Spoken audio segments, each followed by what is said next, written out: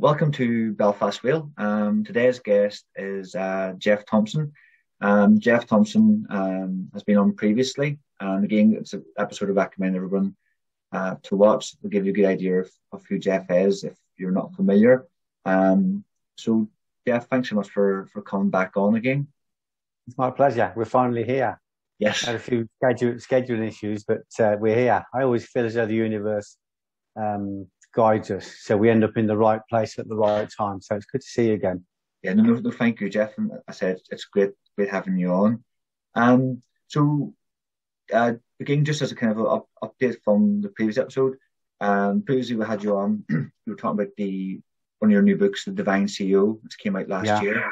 And then there was Notes from a Factory Floor, which came out, I think it came out a month after we did Dorian. Yeah. It came out just after, It was originally supposed to be the Notes from a Factory Floor, and then 6 months later, CEO. But with the pandemic, everything got cancelled, everything got moved around. So we ended up in a different order. But, it's like I always recommend that if you want to understand the Divine CEO, it's probably good to read Notes from a Factory Floor, because Notes from the Factory Floor came first. I wrote that first. I finished writing that on the Friday in pads, a rough draft, 150,000 words. And then on the Monday, I started the Divine CEO. And it was like I'd removed an obscuration when I wrote Notes from a Factory Floor. It's like I did a cleansing, and suddenly this Divine CEO, another 150,000 words just gushed through me. I hardly had any choice with it. I didn't even really understand a lot of the stuff I was writing. It was stuff, I only understood it in the fact that I had to rewrite it. When you're writing a book, you probably go through it 20 or 30 times before it's really polished. And so by the time you do that and then you talk about it, you actually understand what it is you've been given. So it was very much a gift. It was a grace. It just gushed through me, because I've been trying to write that book for quite a while. And every time I sat down, it just wasn't coming out. And the book that eventually did come out wasn't the book I thought it was going to be. It was all arcana. It was all new stuff. Came from what they call the teacherless teaching. So it didn't come from a person, but it come from a non-corporeal, non-local place. So it came through me. So I'm as delighted with the Divine CEO as everybody else is. It's had good feedback, but I know it's brilliant because I didn't write it.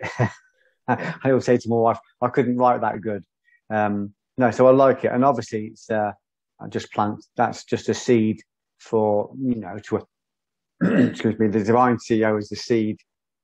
What's in there is a seed that can be unfolded and nourished and placed into the ground. So there's a continual, infinite, ad infinitum, ability to keep learning. So you take that book and you go, well, that's just a seed. Just that whole book is a seed that I can unpack. I'm still unpacking my experiences as a bouncer in the 1980s. I am still unpacking those experiences and still learning from those experiences. That was the most metaphysical experience of my life. You wouldn't think working as a bouncer was metaphysical, but it was very metaphysical. And what I'm learning now about the esoteric realm, about defending the doorway to the heart or to the will, to the causal will, everything I learned, defending the nightclub door is what I'm relearning now, only in the implicate order rather than the explicate order, on the inside rather than the outside. So I remember people, when I wrote Watch My Back, which was my book about working the door, people were like, it's one-dimensional. It's just about violence. I said, it's not. That's not what it's about. It's not about that. It's about apophatic theology. It's about it's about standing in front of all of your demons and dissolving them one by one until you expose the authentic self. It's a metaphysical experience. And obviously, I guess that's why the book is still selling 30 years later, and why that book has led to 50 other books, 15 films, stage plays, thousands of articles, thousands of interviews, all from me standing outside the door of a shitty nightclub in Coventry, in the armpit of Coventry, a rough place. People would just said it's local. It wasn't local. It was non-local. And it's still unfolding. I'm still learning from it. There's a lot for me to learn if I've got the will and the discipline to sit down and write another book, the Buddha of a bouncer or something. I don't know. I think it will unfold even more. Because and I know I mentioned this previously, and I think it's worth mentioning again. I came across your work in my early 20s, and it was through Martial Arts Illustrated, and I think it was an article that you wrote, and then from that I read your books. But the thing that struck me, I would say this again, a lot of stuff I'm doing is as a result of your work, because up until my early 20s, I thought I was the only one that kind of had to deal with fear, deal with anxiety, overthinking a lot of stuff. And you kind of feel on your own, and you feel you've been born defective. You've got like a defective gene or something like that, or you're few short wires going on in the head. And you were the first person, again, with all the material you're putting out, all the martial art material, the tutorials, VHS, stuff like that. You're the first person to go, I felt fear. This is normal. This happened to me. That happened. You're kind of going, oh, okay. So, okay. And I think that's what I would say, that it's that honesty. If it's going to tie into a later question, but I'll ask it now. I think it was that honesty, and also I know in a previous interview and I think article as well, you've talked about certainty. And again, I remember you saying that Chuck Norris brought you over. I think he invited you 3 times.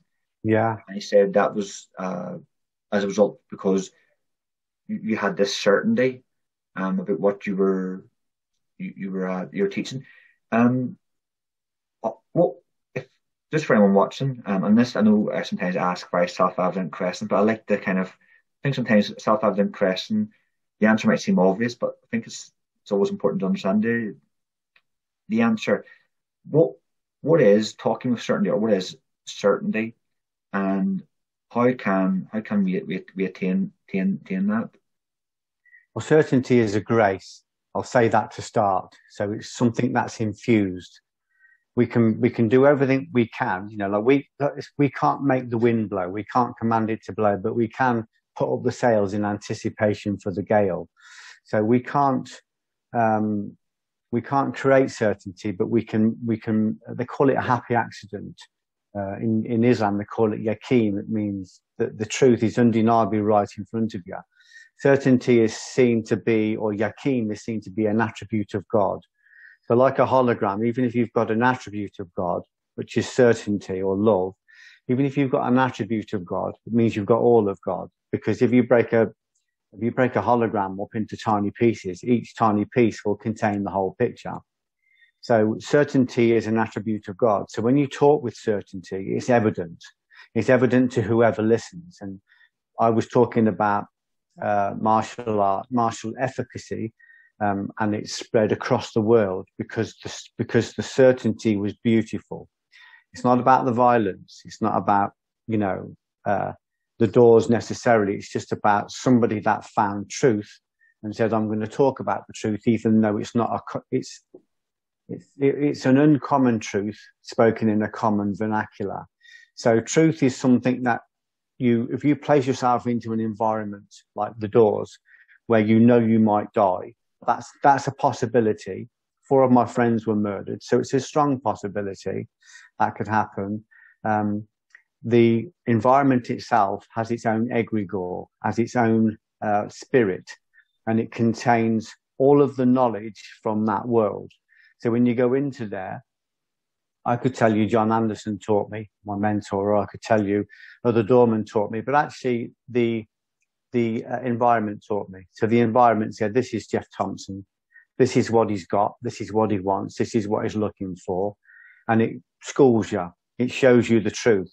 Now, you don't have to listen to it, but the people that didn't listen to it either ended up in prison or dead or badly injured or retired or insane, you know. So it says, this is Geoff Thompson. He's come here looking for the truth.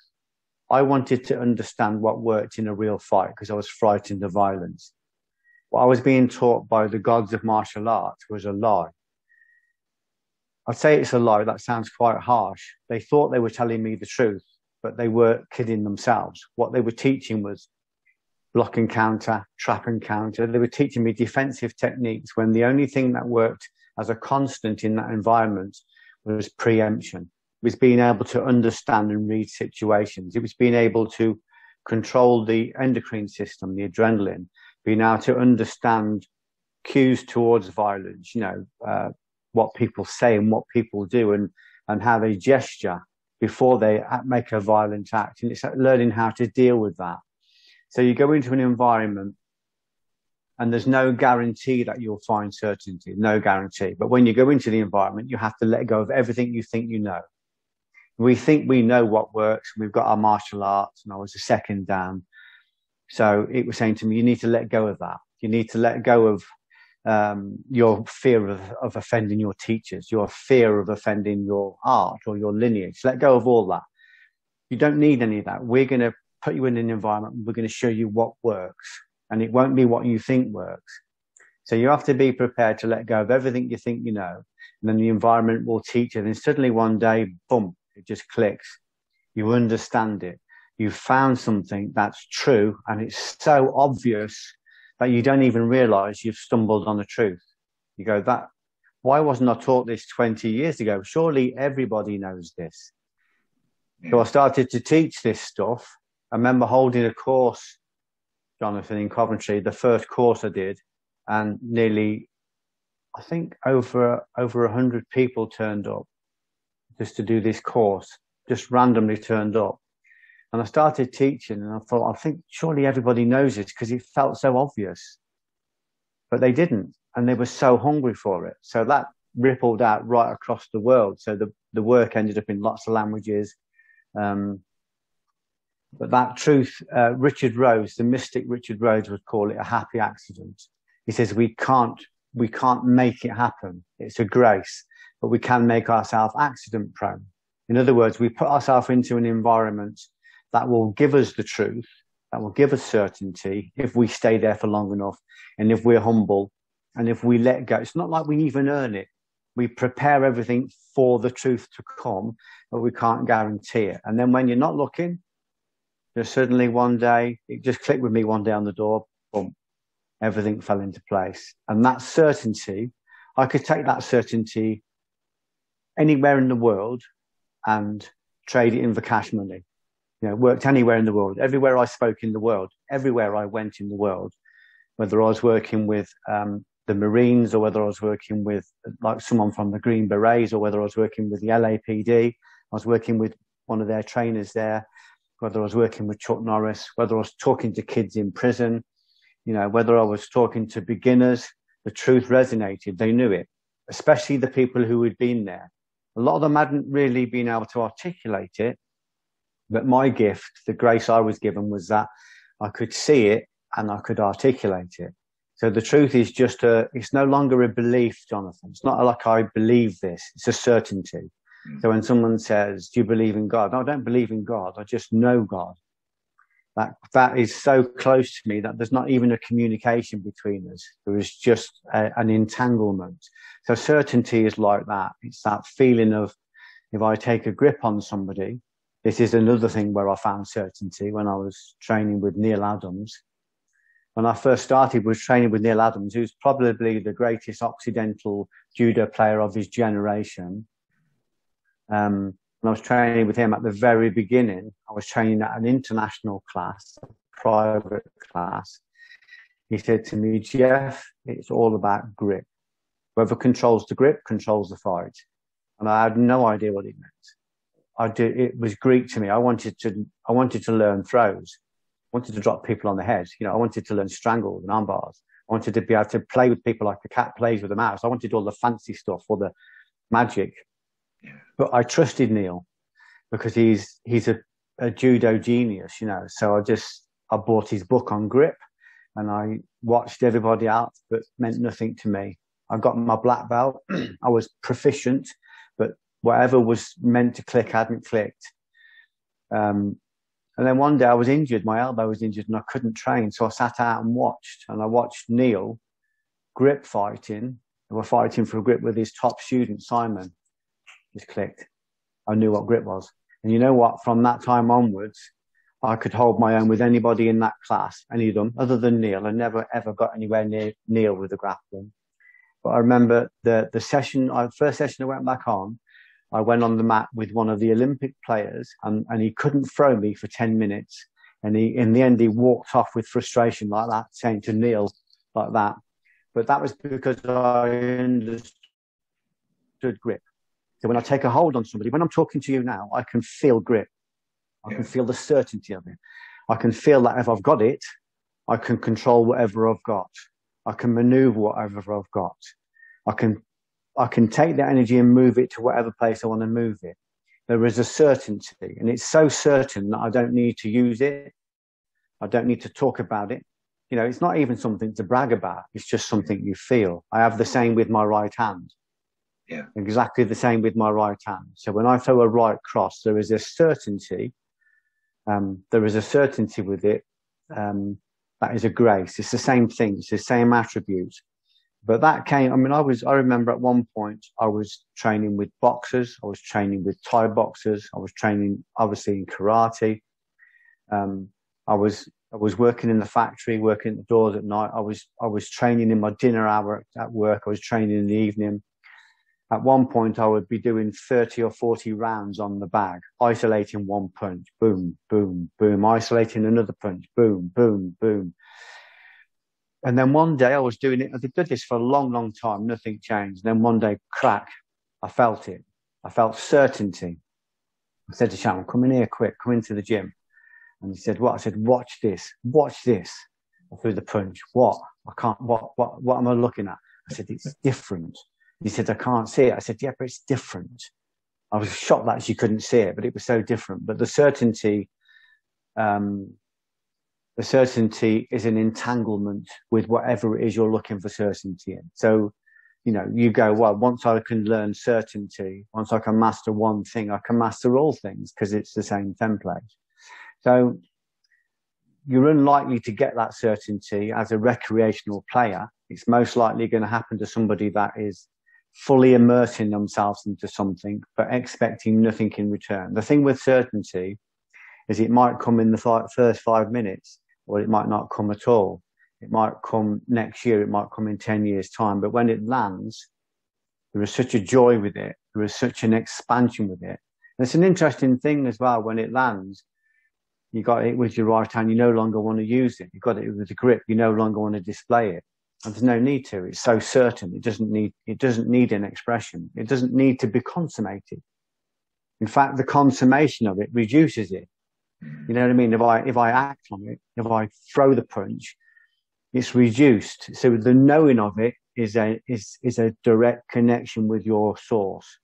And then it excites you to go, well, I want to find that knowing in other areas. So you have to have the paradox of intent and surrender. You absolutely intend to find certainty. You intend to find it, but you surrender the need to find it. Because if you need to find it, you'll be like, you'll be looking, every single day. It's not here yet. It's not here yet. It hasn't come yet. But when you stop looking for it and you stop expecting it, then it suddenly just arrives. And when it does, arrives with a bang, and it's beautiful. If I put my pen to paper now, there's a certainty in my writing after 30 years of writing. There's a certainty that is a pleasure. There is a joy in writing. I'm talking to you now. Yeah. There is a joy in the talking because there's certainty in what I'm saying. And when I say the certainty, what I mean is it's not certainty from Geoff Thompson. There's certainty coming through me like electricity. So the certainty is not mine. And it's important that I stipulate that. The certainty is not mine. Geoff Thompson isn't certainty, but certainty is coming through Geoff Thompson. I don't own it. It's an attribute. I'm like an electric cable. I'm acting as a conduit for a greater force. But that's what certainty is, and it can be earned. It's equitably available to everyone if they've got the courage to inquire and to do the work. But again, like I said, for me to find it, I had to give up my job and I had to train full time. And the certainty tends to come more and more when you put yourself into environments where it's demanded. On the door, if I didn't find certainty, I might die. So it was life and death. So the environment said, this guy's risking all 9 pints. No, this guy is risking all 9 pints for this. So if he stays with it, the certainty will come. And it did. And when it came, it became so certain that I had to step away from the door, because when you were dealing with people, your techniques became so effective that it became dangerous to work, because you were damaging people, you were hurting people, you were injuring people. So I started to pull my punches. My mentor, John Anderson, said to me, it's time for you to leave. And I said, why? He says, because you're pulling your punches. And he said, and that means it's time for you to go. As soon as you do that, he said, it becomes very dangerous for you. So you take that certainty. And I don't walk through my village where I live now thinking, I've got that ability to knock somebody out. But the certainty detached from the act is powerful. It's very beautiful. It just feels like love, and obviously for me to direct it into something physical, or especially something violent, would be an abuse of it. So, but what excited me was, well, I'll find certainty in a punch. I'll find certainty in a throw. I can find certainty in a relationship. I can find certainty in business. I can find certainty in writing. I can find certainty in delivering that, in using my sound, my voice as a way to deliver that, because that's the spirit. It's the spirit that's in you. It's the dove. So we deliver that spirit, or we act as a vessel for that spirit. We put it out into the world, and it acts as a light, as an intercessor for somebody that might watch this at 4 a.m, who's in a cold sweat and thinks like he might want to leave this world because he's so depressed. This might enter him and act as a light. And you'll know it's entered you as a light if you feel inspired, because that's what it means. To be inspired means to be in spirit. Because that's one thing. Like as you said, when you meet someone who has certainty, you just know right away. As you said, like when I discovered your work and discovered some of other people's works, you just know this is the right people. Even like in my own martial arts journey, I've met quite a lot of people, and there's a few individuals I could point number on my hand that kind of they had that certainty, and I have one instructor who just didn't have the whole picture, but was honest about it. He didn't hide it. He just says, "I can take you up to here, but I need you to then go to these people, and they'll take it from there." And I think, teaching. And I think we live in a world now where people don't have that, unfortunately, and they kind of it's like they put a facade up. Now, fair enough that soon gets covered, but there's people kind of like feel, well, I need to fake this because they're scared of that honesty. The honesty scares them. So the facade, the kind of fake world, they feel comfortable in the hiding, and then as you wrote in your books numerous times, they unfortunately get found out. Yeah, well, it's we all flirt with half truths before we find truth. I did the same. I was no different to anybody else. I took shortcuts. I quoted other people, and my wife pulled me one day and said, "Why are you doing that?" She said, she was nervous. She said, "I don't want to upset you. Why are you doing that?" I said, "What am I doing?" She said, "You've got a room full of people at our house, and you're telling them stories that you don't believe." She said, "Your stories are much better. They're your stories." She said, "You're giving them stuff you haven't got certainty in." She said, "They've not come here to listen, to what you think about the Dhammapada. They want to know your story. You can add those stories. They can be a part of the flourish." But she said they've come to hear your story, your truth, your certainty. But I was so close to my certainty.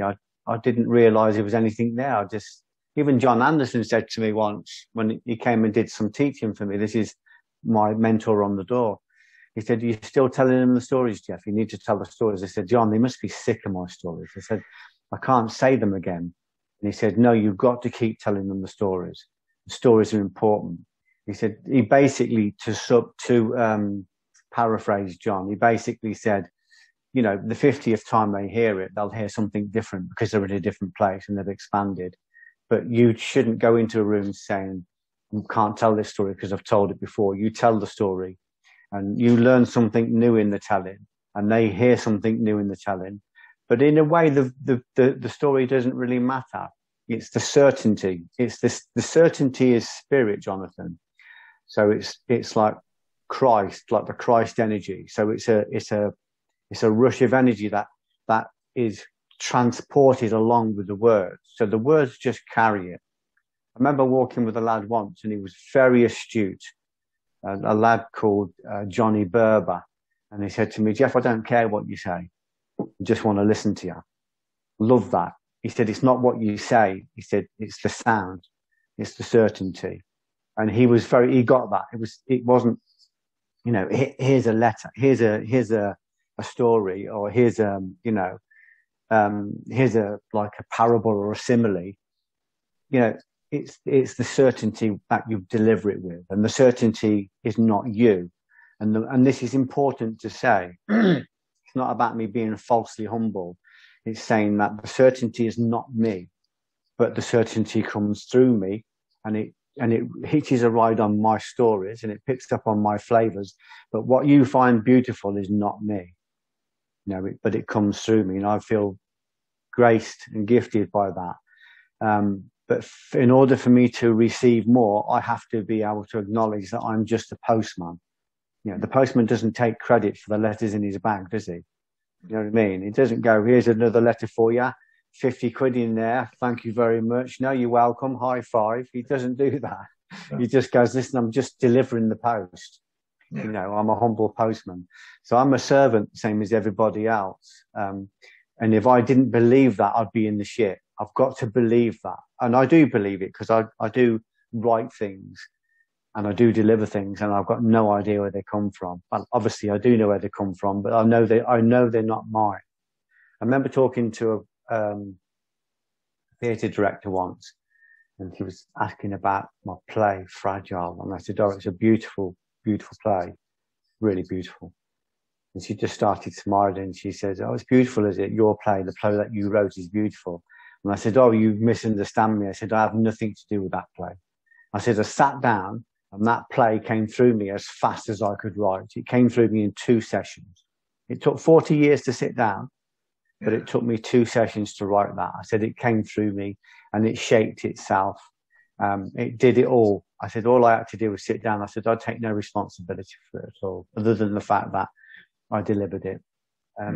So you can be objective about the work, because it's not yours. You recognize that spirit, but you don't get off on it, because, like I said, it's not yours. And the moment you start to go, "Oh yeah, well, look at me, look how well I'm doing," and like how people are moved by what I say, it's like, no, you're just delivering it, because you're just turning up and delivering it. But of course, that grace comes through you. It infuses you. It permeates every cell of your body. It gives you a glow. It gives you, in Islam, they were called nur, which is like a spiritual glow or a halo. It gives you a glow because it's coming through you, not because it's you. Yeah. My mum said to me one day, I was talking about the fact that you've got to get up every day and at least try to live like a saint. She said, "Well, you're no saint." I said, "Yeah, well, thanks for reminding me, Mum. I'm pretty much aware of that." But yeah, you're no saint. Just in case you've forgotten. Don't forget, I'm your mum. I know you. So it's like, but I know what comes through me, and I try to honour that. I try to make myself the best vessel I can. Yeah. And what God always said to me was, "The truth is there. It's undeniably right in front of you." This is something I got from my friend Wahil, who was one of the guys that he used to come over from Dubai and train with me. He came over from Dubai every month for 2 years to train with me. He's a great man. But he tells the story of he was going to Mecca with his mum. I'm sure he won't mind me repeating the story. He said there was, obviously thousands of people, and they're walking down the road. He said there's a little bit of a little bit of a noise going on the side of the road. So they go to investigate, and it turns out there's a healer there healing people. But around the healer, there's, like doctors and things going, don't go near him. He's not a qualified doctor. It's a sham. And, they're really threatened by this healer. And he said, Whale said he felt the same. He thought, it's just, it's not true. It's not real. And he went over and he watched him, and his mum said his mum was really struggling with their historical knee problem. So she said, God works through everybody. I'm going to go and see him. So she sat down by him and he healed her there and then. And Whale was like transformed. And he says to him, how was you able to do that? And he said, Yaqeen, certainty. The truth is undeniably right in front of you. He said, I just know it's possible that I can heal that if it's in front of me. I know that the healing can come through me. That's where I was first introduced to the word Yaqeen. And I first understood the attribute of, the Yaqeen is actually classed as one of the 99 names of Allah. So it's in the Quran, Allah is named 99 times, and that's one of the names. So it's not just an attribute. It's actually an antigen that goes into people and infuses them with the attribute of God. So people have that presence of God within them. So when this God is a channel for that attribute, no illness can remain if it's ordained, if it's aligned. So it's that's why I started to do a great study of Islam, of reading the Quran, and reading lots and lots of stuff associated with Islam. The book I've just done now, actually, I've just written a book called 99 Reasons to Forgive. And that's based on some of the attributes, some of the names of Allah, talking about the fact that when we hold resentment or grudges or pain, or when we've got historical ache, it's a parasite that lives in us and feeds off our energy. And when we take in these attributes of God, sometimes if we just hear the name, just in a sonic form, it goes in and acts as an antivirus. It goes in and just cleans it out, because these negative parasitical cognitions can't exist in the same space as love. So each of these attributes contains love. All of them contain love, and love as love as an antigen, love as the only constant. So so certainty is that's how I live my life. And I've listened to not many people. I haven't listened to many people where I felt it, but I remember bumping into a guy randomly in the street one day, and the universe is always talking to me. It's always giving me messages. It even talks through the beams in my house if I'm prepared to listen. And I saw this guy and I just felt something. And he just said, why don't you pop down to our church? We've got a visiting minister on Sunday. And it was way out of my way, and it was way out of my time schedule. And it was, it was one of those things where I'm thinking I can't make it, but I knew I should. So I went along and I went to this church, and it wasn't my kind of church. It was a beautiful church, but it was their way of praying was very cultural, but it wasn't kind of it was kind of crying and wailing kind of preaching, and it was so it wasn't the kind of church I would normally visit. But I went there and I sat down, and I waited for about 30 minutes till this visiting guy from Africa came on to speak. And he was a big lump, and there was nothing physically or aesthetically beautiful about him. He just looked like a big lump. And he came on, and man, when he started speaking, wow, the certainty in his voice. I've listened to about 10 minutes, then he went on to something else, and I just left because I'd got what I came for. And that's what God was showing me, that certainty. That's what it is. It's beautiful. It's beyond aesthetic. I was looking at this lump who turned into a beautiful man, because he'd got this coming through him. He was so certain about what he was saying. And I did this when I went to watch Les Mis. I was writing a musical, Jonathan. I was kind of like, I don't really like musicals, but this musical's come to me. I don't want to do a kind of a jazz hands musical, where people break into song every 2 seconds and look into the far distance. I was kind of had some pretensions had some arrogant conceits about musicals, and I'm going to write something that the people will understand, and it was just an arrogance, a conceit that came into me. So I thought, well, I need to go and watch a couple of musicals to get an idea before I write one. So I went and watched Les Mis, and I said to Sharon, listen, we went into London. I said, I'm only going to watch the first half. I'll know. I said, I'm pretty sure I'm going to come out halfway through and go, yeah, that's exactly what I thought. That's not for me. And I don't know how that conceit got into me, because Les Mis has been on for about 20 years. It's been watched by millions of people. That doesn't happen for nothing. Fucking hell, when I came out and I had to run out, and I hid myself in a corner of Soho, in a tiny corner behind the shops, and rang Sharon. And as soon as she spoke, I sobbed and sobbed and sobbed. I just couldn't stop crying. The certainty. There's just all of it's certain, but there's one scene where Jean Valjean prays to God that he take his life in replacement for his girlfriend's, for his daughter's boyfriend. And he just says, God on high. But it's the certainty. He's not going, I'm going to call out just in case there's something there. There might be something there, God, the universe, how people are, whatever it was like the certainty. It made me weep. It was the certainty. So the guy that wrote that song, the guy that sung that song, the certainty in it was so beautiful. And I came out of it so humbled. And I thought, how am I ever in my whole lifetime going to be able to write anything as beautiful as that? So I came out of it humbled. I wrote my musical, and it went on, and we got standing ovation, and it was great. Brilliant. But the certainty that I felt in that was just so beautiful. And it's rare, because to be certain, you have to be completely vulnerable. You have to be completely open. People, it's an absolute. It isn't a component thing. It isn't, it's a complete absolute. You have to surrender yourself to certainty. It has to come through you. There was a lovely thing about Olivier as well. I heard a lovely story about Olivier when he was doing Shakespeare on this particular night. It's one of those performances where he just surrendered and it came through him. And one of his friends came into the changing rooms afterwards and said to him, my God, that was the best Hamlet or whatever it was he was doing I've ever seen. And he said, Olivia looked at him and said, oh no, and then burst out crying.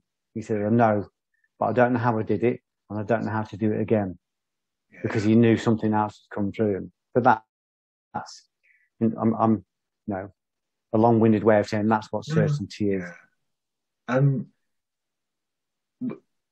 Basically on the show and various different episodes, we cover kind of a range of things, but and some of the people I've spoken to, we talk about religion or spirituality. Obviously, as a society, or especially in the West, we've kind of moved away from religion, and some people argue some of the new stuff popping up is a replacement of the old. How is somebody, if somebody like, for example, myself, I was brought up very religious, and through that, some of those negative experiences, I get kind of like disconnected myself from that and kind of went down a different path. Yeah. How does somebody kind of like reconnect with that? But obviously without, again, because some of the religious people, and again, I'm watching this, please don't think I'm tarring on the same brush. There's a lot of people, a lot of organizations who don't have certainty, and their values or their actions contradict the values, as again, going into some of the dark stuff. How does somebody connect or begin a spiritual journey? What's the best way to start? Well, be curious. I think be curious. Don't take anyone's word for the fact that religion is bad, because there's always these stock things that people say religion's bad. It's responsible for all the wars, and they can't qualify it. They don't even know what religion is. Religion just comes from the original word, the root word religare, which means to realign. So religion is when we realign man to man, man to God. It's like putting a wire into the socket, into the plug socket. You know, it's like putting an electrical wire into the socket and connecting it to the mains electric. That's what a religion is. Hitler was religious, but he was aligned to evil. He was aligned to darkness. So true religion or aligned religion is when we align to our source, to love. So we bypass the concepts, the precepts, the mores, you know, the cognitions. You know, we bypass the physicality, the physiology, the psychology. We bypass it all and we go directly to the source. I wouldn't take anybody's opinion for the fact that religion is good or bad. I would say, why don't you just align to it yourself? So all of the things we hear that put us off religion are house ghosts. They call them house ghosts. The little scary spooks that pop up and say, don't look there because that's responsible for terrorism. Don't look there because that's responsible for evil. Don't look there because these people aren't congruent. Don't look there because these people aren't meeting their own standards. I don't really give too much of a fuck about that. I'm interested in my own relationship with God, not what other people are doing right or wrong with it. So I don't want to take anybody's answer for it. One of my friends said to me, "Oh yeah, Muhammad, yeah, but he was a warmonger, wasn't he?" And I said, "Well, that's not actually true." He says, "Well, it is because I heard so and so online saying it." And I said, "So you've read the Quran then?" "Well, no, I've not read the Quran." So I said, have you read a biography about Muhammad? Have you read A Prophet for Our Times by Susan Armstrong? I think Susan Armstrong. I said, "Have you read anything about Muhammad?" He said, no, but this guy, he's a good source. And I said, so you can't qualify it then? I said, I've read the life of Muhammad. I've read the Quran. I've read several versions of his life. I said, and the end of the Quran, specifically the poetry and the arcana, and it's very, very beautiful. And it's quite shocking in places because it's saying, we're giving you all these attributes. You can't deny it. We're giving you every opportunity. Are you using them? There's going to be a room when you die, and in that room there's going to be 2 queues. And the longest queue is going to be for excuse makers. Do not be an excuse maker. I was jarred. I was thinking, well, I'm an excuse maker. I've got to. That's part. But I got so much from it. I said, listen, why don't you make your own mind up? I says, but remember the Quran, the Bible, the Gita. They're mirrors. If you go into there looking for hate, you're going to get that reflected back at you. It's a house ghost. You're going to go in and go, yeah, it's exactly what I thought it was. I said, but so try and go in there a bit more open-minded. I said, the revealed book and the hidden book are different. The revealed book is especially Christianity. It's saying that the world is 6,000 years old, etc., etc. And it gives you all of these stories that we're supposed to believe is true. But when you go into the hidden books and you go into Kabbalah, Zohar, the Tanya, the exegesis of these books, they're saying all of these stories should be read as allegory, as simile, as parables. And they've all got messages in there that are very, very profound, and they are didactic. They will give you instruction of how to live in this world. But there are energies invested in you not reading those books. And those energies only have to give you one negative thing. And they say, oh, yeah, well, religion is responsible for what you go. So why should I read? Why should I read the Bible? Well, all Muslims are, if somebody says all Muslims are terrorists, you go, well, why am I going to read the Quran? And I say, if you've ever met, the majority of Muslims, I said, they are the gentlest people. They are such beautiful people. And the Sikhs as well, such beautiful people. I said, so if you're going to take that one line from somebody that's not even meeting his own standards, that hasn't even qualified it himself, and you're going to stop him from you're going to allow him to stop you from going into a treasure house of arcana because of an unqualified belief, then you're obviously not ready to look at it yet. So I'm saying to people, have a look at the books. go into the books, go into them with an open mind, and you'll be the proof for yourself. So I've gone into them curiously because I am certain about God, even though I couldn't articulate it to you. And he takes me down all the paths I need to go to understand, to unfold, to break down and understand my own experiences. He's not really trying to show me anything, specifically new. He's trying to say, these are your experiences, and these books will help you to break those down like a seed and grow them into oaks. So your truths that you've learned in your own experiences can be expanded into oak trees, and each of those oak trees has the potential to produce another million seeds, just like the first one. So what I've learned from the books, some of the books have cleaned me. They've acted as an antigen. Some of them have forced me to look at my own life and clean my own karma up. Some of them have taught me about causation, the law of compensation. Some of them have helped me to see that the most mundane experiences carry the most knowledge and arcana. So like, for instance, the doors. I did the door 30 years ago, and I've already written 50 books about it. 50 books about working as a bouncer, and I'm still unfolding. There is so much to learn there. So I would say, don't take anybody's word, not even mine, that they're good or bad. You need to find out for yourself. Yeah. The certainty is in those books, and it will help you to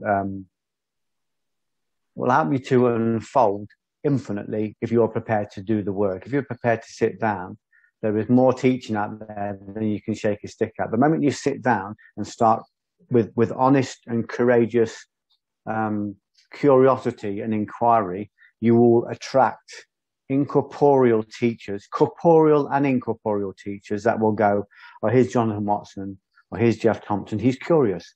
So let's give him this, let's give him that. So the egregore around religion will come out and say, Geoff wants to learn.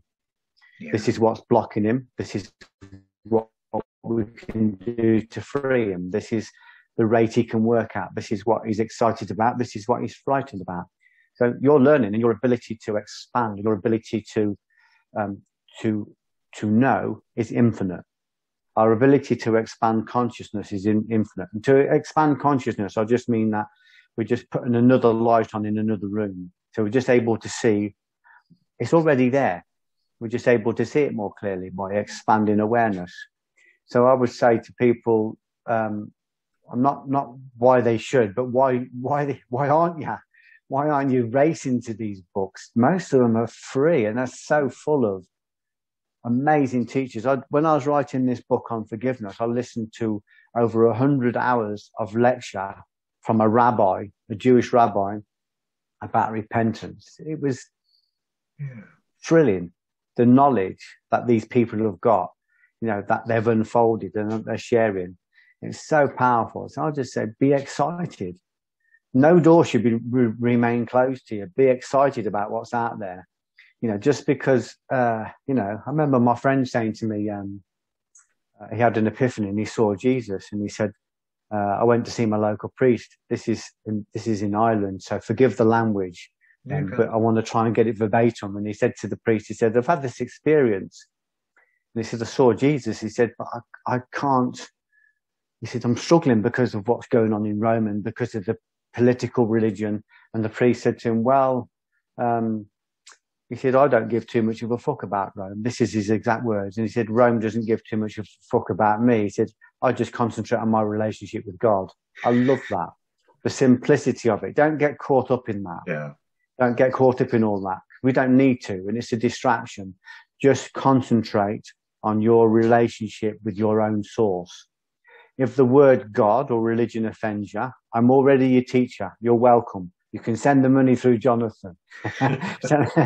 Send my fees through Jonathan.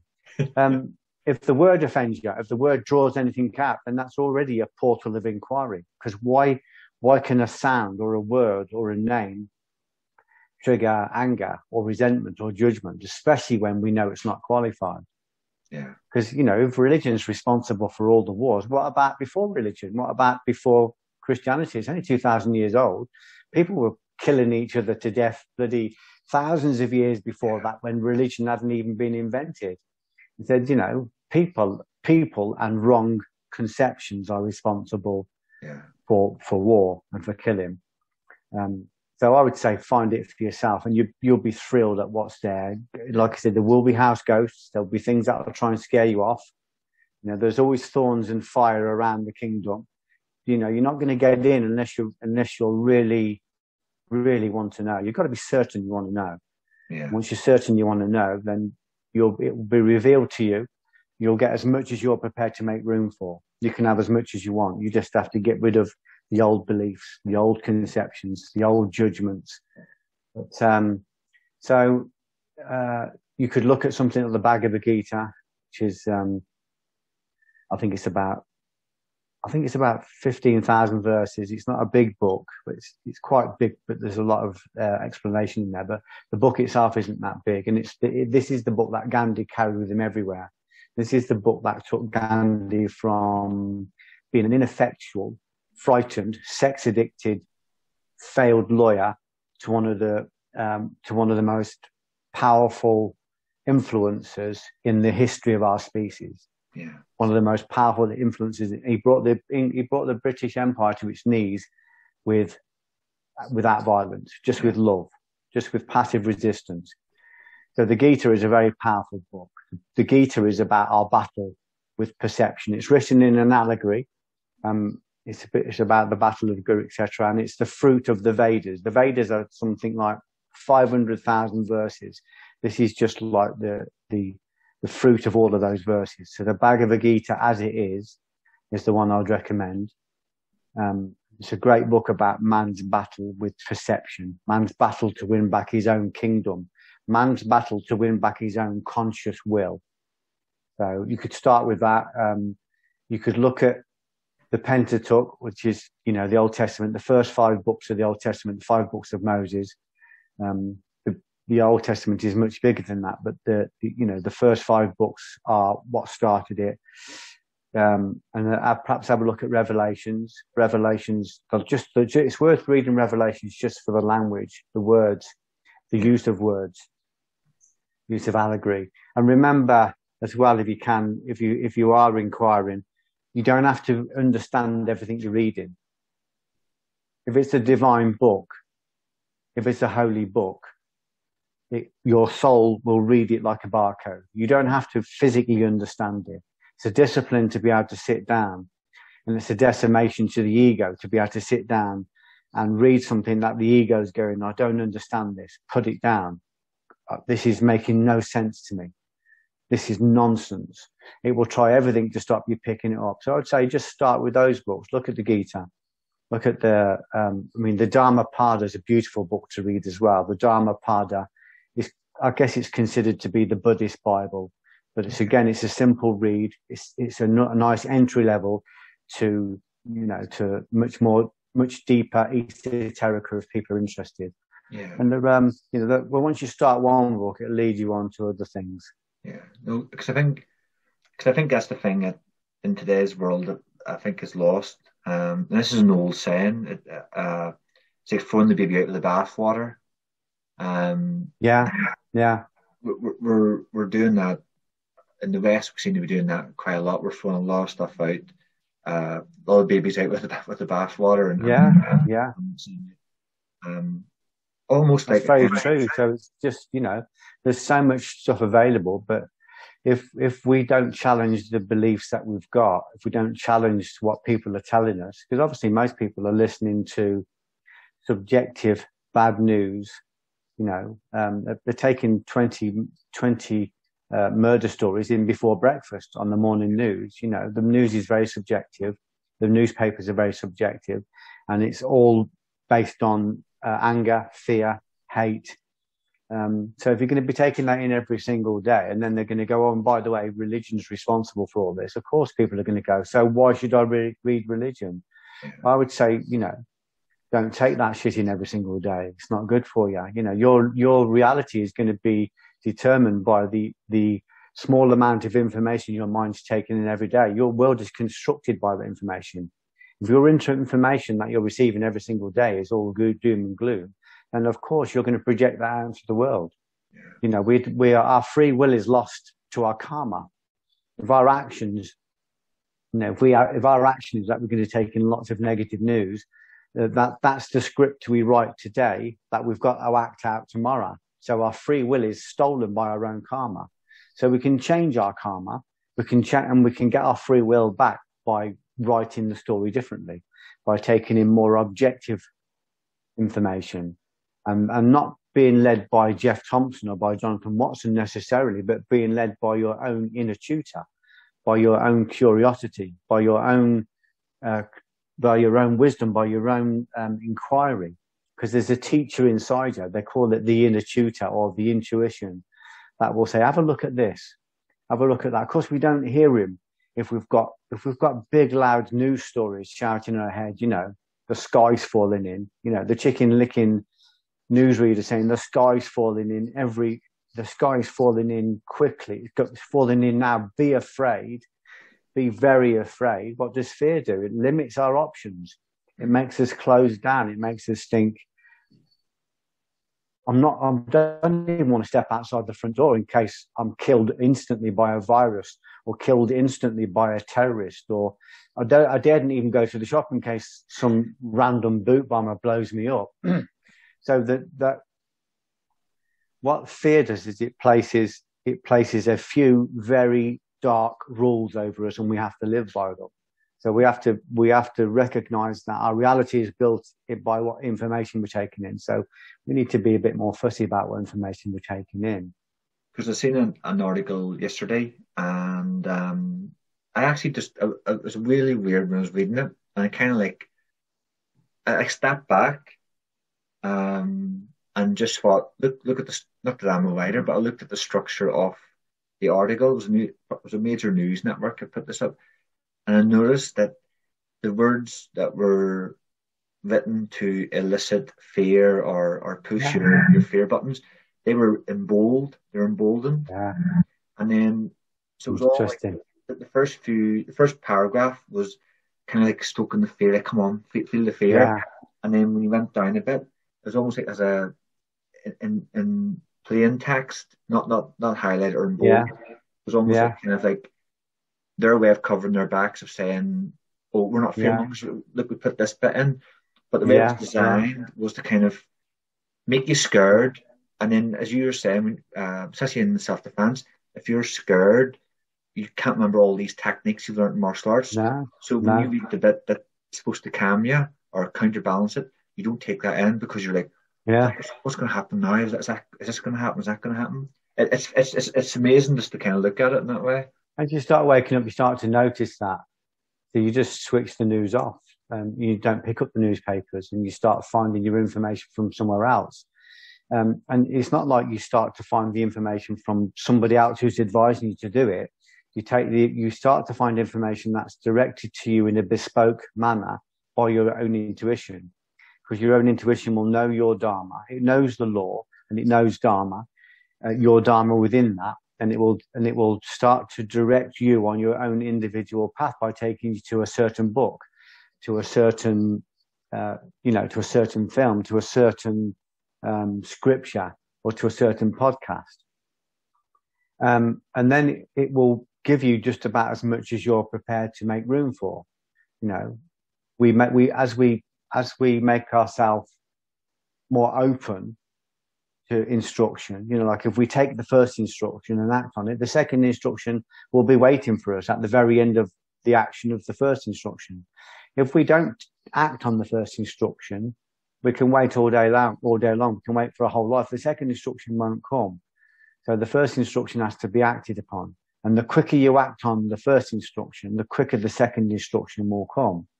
And you make room for it. So you get rid of all the old stuff and you make room for the new stuff. So I used to have a lot of people turn up to me and taking instruction and not doing anything with it. So you can't work with them. You can't help them. There's nothing you can do. And they come for a second instruction. You say, well, you haven't done the first instruction yet. You know, you want to change the world. You can't even change your own waist measurement. You've got to get that right first. That's the instruction I've given you. Get the food body right. Get the breath body right. You know, why haven't you read that book I told you to read? We've got to get the mind and the intellect bodies right. We've got to use our causal will to do that. We've got to strengthen our will. We've got to build our will up. So, and this isn't a judgment of people. This is just saying there is as much as you want to make room for. You can have as much of God as you want. You just have to make room. And we make room by taking the instruction. If we say, I remember working with a guy who went to the world stage in martial arts at an ascent like that. Right. But if I gave him an instruction on the Saturday to get a judo instructor, by the Monday he'd got an international judo instructor. If I said to him, your palate's not right, he would have hired somebody the next time I spoke to him, or he'd have bought a book to start getting his palate right. He ascended very quickly because he took instruction without any resistance, without any questioning. And my instruction is only to help people remove the obscurations so they can connect to their own guru, their own inner guru. Not so that I can be a guru, not so that they can purchase a course off me or come on a retreat with me. I'm only interested in helping them to connect to their own inner guide, because I don't know their path. I don't know them. All I know is I've been given the grace to be able to see. If they've opened themselves up to me, I can see where the obscurations are. So this is what you need to remove. When you remove that, you'll be able to see your own inner guru. And from then on in, your own inner guru will guide you. He'll guide you on a very bespoke path. And it's not a path. I used to say to people, they'd say, well, I work in business. So normally my business mentors give me a 5-step plan or a 10-step plan. This is what we're aiming for. And you haven't given me that. I said, because I don't know. I don't know what I'm going to say next. I don't know what I'm going to say tomorrow. I said, you open yourself up to me and I'm going to tell you what comes through me. And what comes through me will help you to remove what's in your way so that you can connect to your own inner guide. But most people don't want to do that because it might mean digging up, 5 dead bodies from the patio in order to get to the treasure. Not everybody wants to do that, do they? No. They don't want to get rid of their old karma. So, it's a very spontaneous thing. So the idea is that we align to our own divine CEO, to our own inner guru. And then from there, the instruction comes directly from the source. And it might work through other people, but it always comes through, directly through us. And then we can know it's authentic. So we're not following the guru or the shaman Geoff Thompson or the mystic Geoff Thompson. We're following our own inner guru. That's the only guru you need. Somebody like me is just good at looking and going, I'm a seer, so I can say, oh, you got that, and that's in the way. If you come into my martial arts class, I'd know straight away what you need to work on in order to improve your martial art. So whether you do it or not, it's not really any of my business. Yeah. If you've asked me, I can tell you what I can see. If you want to improve that technique, this is what you do. If you don't do it, it won't improve. So it's the same spiritually. You are able to see what stands in the path of somebody that wants to, connect with their inner self, with their authentic inner soul. And you can say, if you're able to work and remove these things, you'll be able to do that. And then you can say to them, this is what the obstacle is. And this is the kind of opposition you're going to get if you try to remove the obstacle. These obstacles within us are semi-autonomous thought forms. They're not going to go without a fight. They've been feeding off us for a long time. They believe they're us. So they're not going to go without a fight. So your job is to guide people to that. But it's not, I don't stand on street corners trying to recruit people. I only look after the people God puts in front of me, because it's none of my business. It's not my dharma. My dharma is to follow instruction and to look after who God places in front of me. And I do that to the best of my ability. But it's not to go out and try and tell somebody else how to live or to judge their way of life or to have an opinion on their way of life. Nothing to do with me. I don't know. Who knows that, the sinner can change tomorrow like that. We don't know, do we? We can't tell. And the saint can fall up the last hurdle. Or the sinner can be quietly a saint inside and the saint can be quietly a deviant inside. We don't really know. So I don't let myself get concerned too much with what other people are doing right and wrong. I listen to my inner tutor. I have a singularity. I have a single guide that comes through me. And he may put me in front of a rabbi. He may put me in front of a priest. He may put me in front of a book or a lecture to help me to understand what I've experienced and how to process that. But the instruction comes directly from inside. So seek the kingdom of God. Seek the kingdom and all other things will come to you. So the kingdom or the land, enter the land, enter the promised land. The word for land is will. The root word for land is will. It comes from the root word will. So it's saying if you can seek the will, control your own will. In other words, get control of your causal body, which they call the body of conscious will. If you can get control of that, all other things will come onto you. All other things will be known to you. But to get control of the conscious will, you have to win back the other 5 bodies. You have to win back the food body. You have to win back the breath body, like with pranayama, with breath work. You have to win back the mind and the intellect. In other words, you have to sit down. You have to expand your mind and intellect so your powers of discernment can grow. And then eventually you let go of all reason and you just go straight to the inner tutor and everything comes directly from there. But before we can get to that place where we surrender our will, we have to first win our will back. And we can't win our will. We can't say that we've won our will if we're still smoking cigarettes, because our will has been taken off us by a weed. We can't say that we own our will if we still can't stop ourselves from drinking alcohol, because our will has been stolen by a spirit. We can't say that we've got control of our will if we can't control our temper. If we can't control our temper, we're never going to be bigger than the person that's caused us to lose our temper. They've got control of us. They've taken over our causal will. So we have to win our will back. So all the allegories you read about, from Homer's Odyssey, when Odysseus comes back from the Trojan Wars and finds his kingdom at Ithaca overrun by vagabonds and thieves and murderers, it's an allegory for saying that he's lost his will. He's lost his causal will. He's lost his kingdom. He has to fight to win that back again. He comes back from the Trojan Wars, Odysseus, and even his family don't recognize him. Even if his wife doesn't recognize him. So this is the allegory of waking up. We wake up and we go, fucking hell, I'm in this amazing vehicle, this body that is able to create causation in the world and create manifest things, but I've got no control of it. My causal will has been stolen. So our job then is to win back the territories, one at a time, win them back. And we win the battle with to get our palate right. We win the battle to get our breath right. We win the battle to study and expand our mind and sharpen our intellect. And we do all of this by exercising the causal will. And if you want to know how difficult that is, I'll tell you. If you want an exercise, just try this. Get up tomorrow morning at 4:00 in the morning and sit and meditate. 4:00. I mean, it's okay. Once is okay. But if you're doing it all the time, next time you're going to eat, put your food off for an hour, or just eat a third less if you're overweight, or eat healthier if you're not eating healthier, or stop smoking cigarettes. Or if you're going on holiday, if there's anybody out there going on holiday, don't drink alcohol when you're on holiday. That's exercising the causal will. And I can hear people going, 4:00. I might as well not go to bed. One of my friends said, if I can't drink, what's the point of going on holiday if I can't even drink alcohol?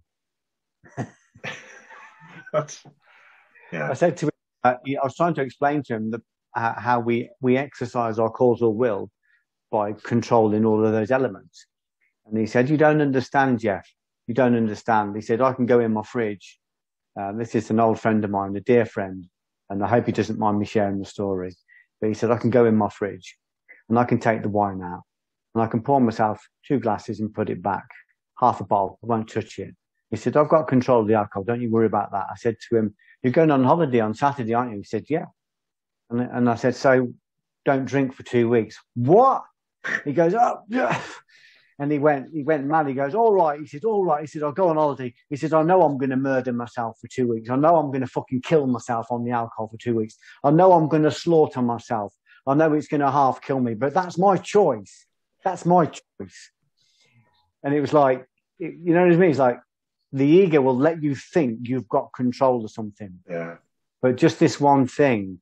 And the language was, he knew, I'm going to kill myself. I'm going to slaughter myself. I'm going to murder myself on the drink. But I fucking earned that. I've worked all year for that holiday. I've earned that. It was just funny, just the language. And it was like, that's how conceited and devious the ego is. Let him think he's got control of it. You don't understand. I have control of this. You know, another friend said to me, my wife, she doesn't understand. He said, I'm telling her, we can create anything. We can manifest anything. She doesn't believe me. And I said, well, why would she believe you? I said, you've got an addiction to alcohol and you're probably 7 stone overweight. So you're not given a proof of it. I said, you don't believe either. He said, I'm in control of my drink. And he said, no, I've only got the weight on me because I work in a pub and I need the beef. I need the body weight to deal with customers. So he's in complete denial. I said, your wife will believe that we can control matter when you can show her the proof, when you can show her the magic on your own body, when you can show that I said, you won't have to even tell us, you'll just know. I said, but you won't believe it till you've done that. If this magic is real, if it's got power, we have to prove it on ourselves. So we start working with our own body. We have to bypass, get beyond, decimate, kill the denial and start working on getting control of all of those different bodies and then make it work in the world. And I only can say this, not from a sense of judgment. I only can say it because I was 5 stone overweight myself. I was addicted to alcohol. I was a bully. I was addicted to sexual pornography. I was betraying my wife in my head every night with porn stars on the internet. I was masturbating in front of the computer. There's no sense of judgment with this when I'm talking about these people because I did it myself. Yeah. And I'm talking about people that came to me for instruction who asked me to show me what I saw. So it's not a judgment, but it's my own experience tells me how deceitful the ego will be and how it will pull up any rhetoric it can to protect its safe house within the human body. Because this is a clickbait food heaven, for any parasite, because it can just show you a bit of bare arse on the internet and we're clicking through and following it wherever it goes, or it can show you a solicitous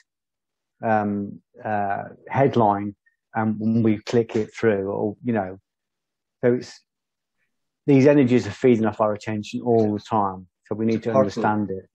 It's a powerful advice. I remember a few years ago there was I think I told Tony Summers about this, and there was I can't remember what happened. There was an altercation between me and somebody else, and I handled it the right way. I diffused it and walked away. And as I was driving to somewhere else, the voice in my head was like, "That was weak." I'm like, it says you showed weakness. They're gonna think you let him walk all over you. Yeah. Like why'd you do that? Like, and you're just like, no, I did the right thing. And it really, it's like this internal conflict. You're like, no, I did the right thing. It's like, no, you didn't, and so on and so forth. It's it's fascinating. So it is very powerful. But reality exists at the level of engagement.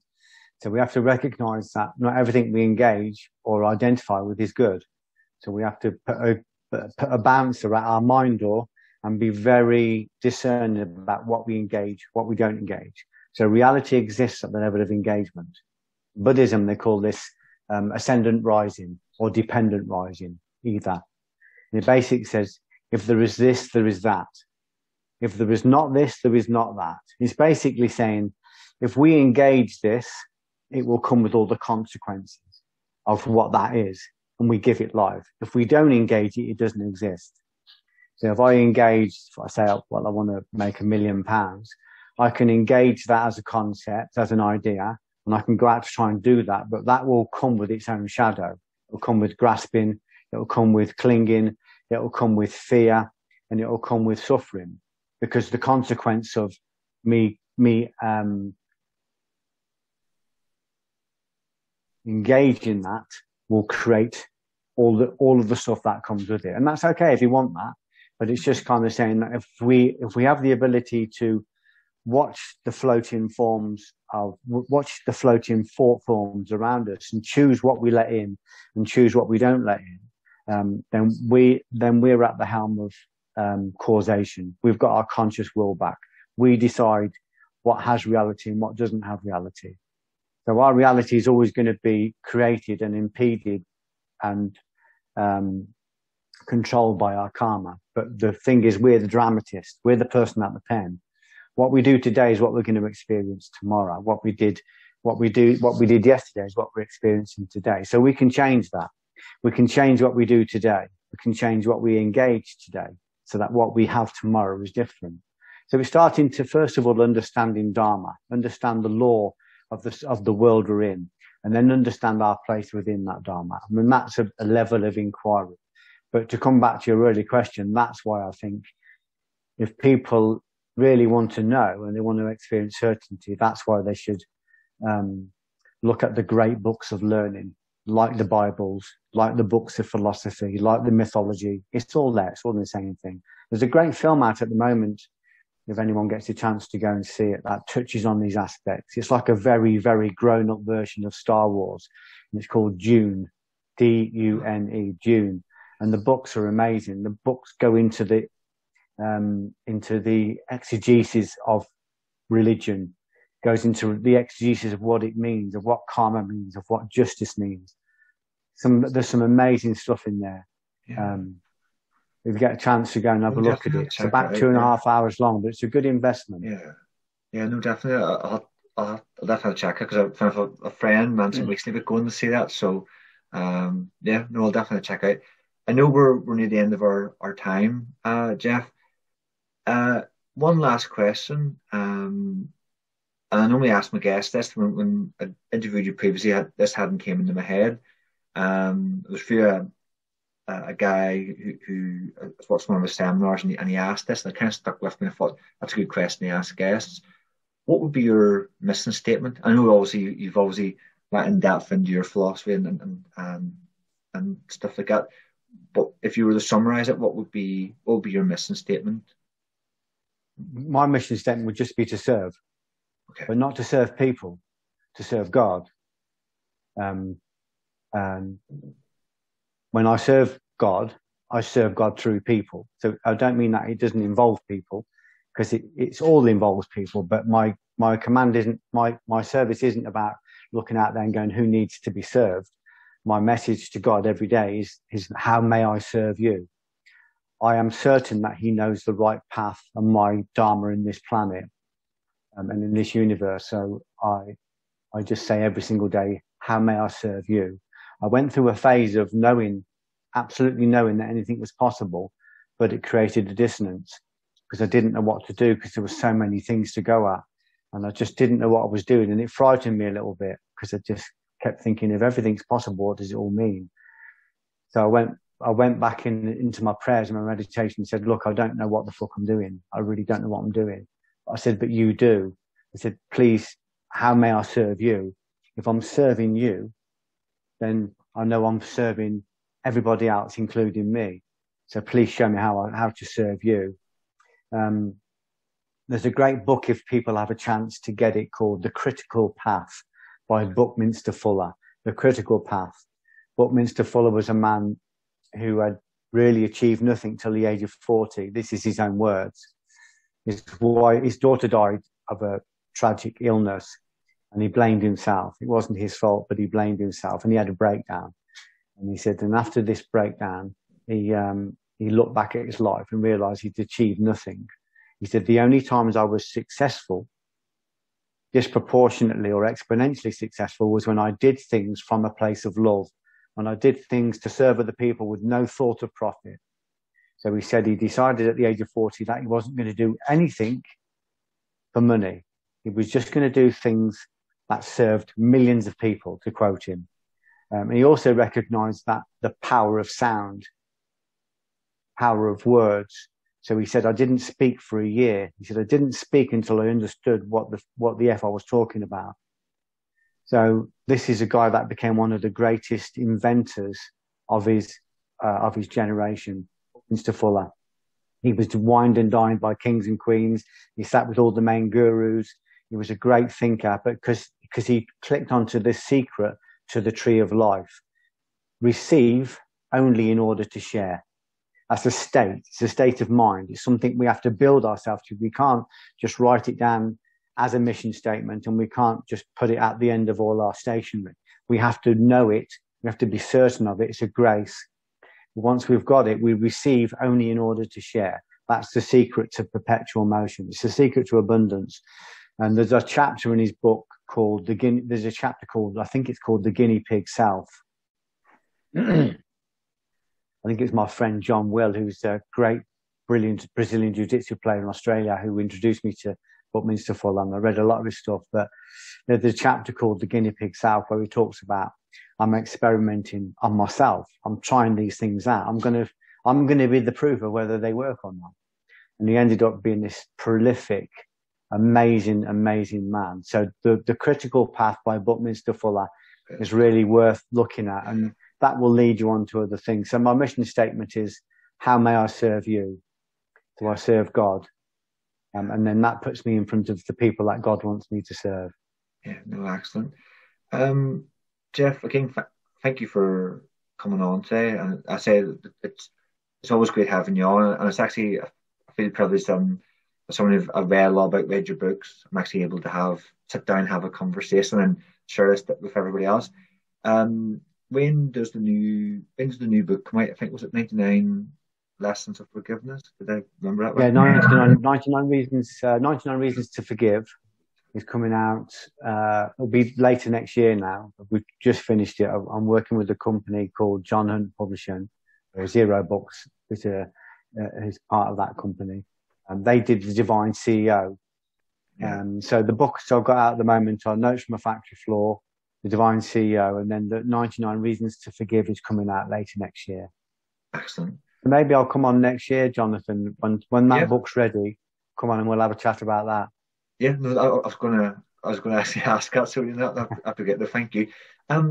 Geoff, just to finish off, if anyone wants to get in touch with you or access your work or anything, how can they do that? I've only got one place online, and that's Geoff Thompson Official. Geoff_Thompson_official. That's my Instagram page, and it's run by my friend Gabriella. So if anybody wanted to contact me, the only way they can get to me is through Gabriella, really. And that's where all my current work is. We put something new on nearly every day. So Geoff Thompson Official on Instagram. That's great. I'll include a link in the description below. If you could include a link about the TED Talk as well, that might be a good link for people, because it's a summary of a lot of the work I've done, the TED Talk. Yeah, no, definitely. I'll include that Thank you. The link below. And if you could let Gabriella have the tape, she'll put this out on the Instagram as well. We'll share it with our people. No, thank you. Geoff, thanks very much for today. And I definitely look forward to having you on again. But thank you, and all the best for the new book. Thanks, Nathan. Good to speak to you.